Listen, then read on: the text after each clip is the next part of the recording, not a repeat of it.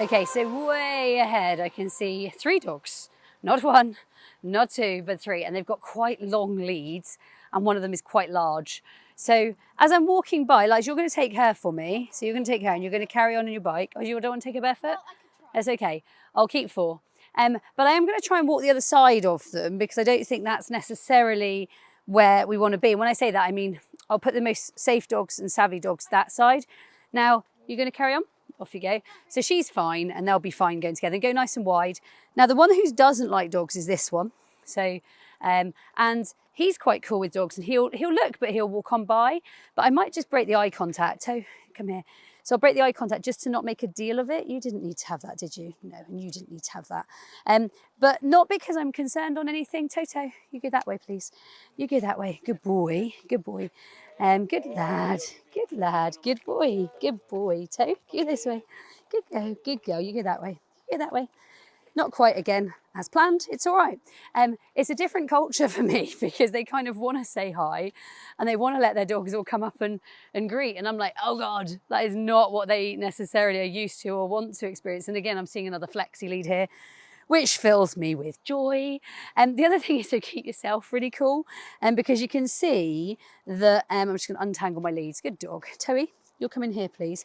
You can see that they don't necessarily, you go that way, you go that way. And that kind of says where we are with it. Oh, we're tangling our leads. You guys just have those for a minute. That's a nice idea. Good dogs. Thank you. I'm gonna just throw some food down. That seemed like the easiest untangling strategy I could find. But yeah, at home, I think, you can turn around and have a look at him. He's off he goes. I think at home, we typically now, if you see another dog and you've got multi-dogs and lead, you typically don't have the scenario where that dog like comes up to speak to you.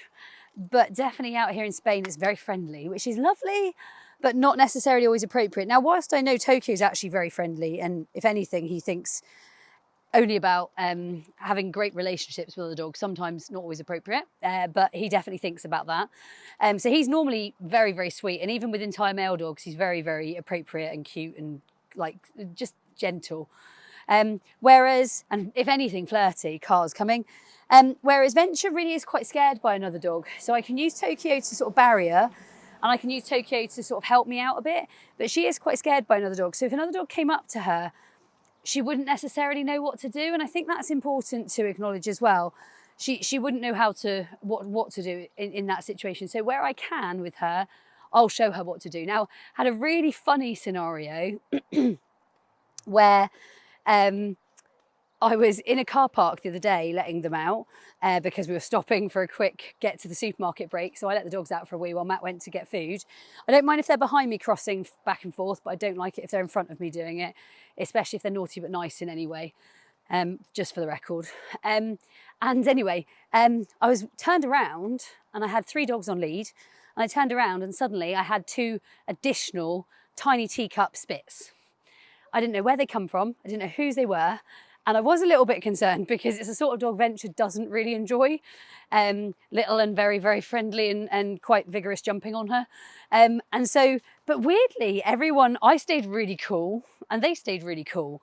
I think you staying really cool does make a big difference too. So you being able to keep your lead really loose, you being able to just sort of chill it out a little bit, I think that's really important too. These are just some of the moochings, meanderings and dog management when you're out and about. Like I said, it's not about being perfect, it's about getting the scenario under some level of calm and decorum, whatever might be appropriate to you. We just, in fact, just like a few minutes ago, we were coming up and we saw someone with, how many dogs do they have? 8 dogs? 9 dogs?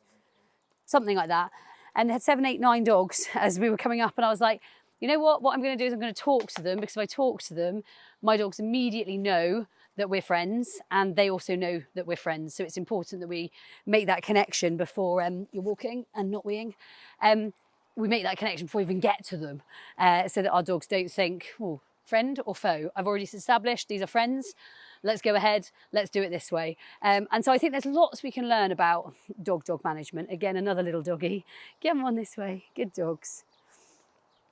And notice again, this is really important. This is something a lot of people don't do. You're nice. I haven't got any more food left. Keep those leads really loose. So don't walk past another dog and let it take you by surprise. Don't go past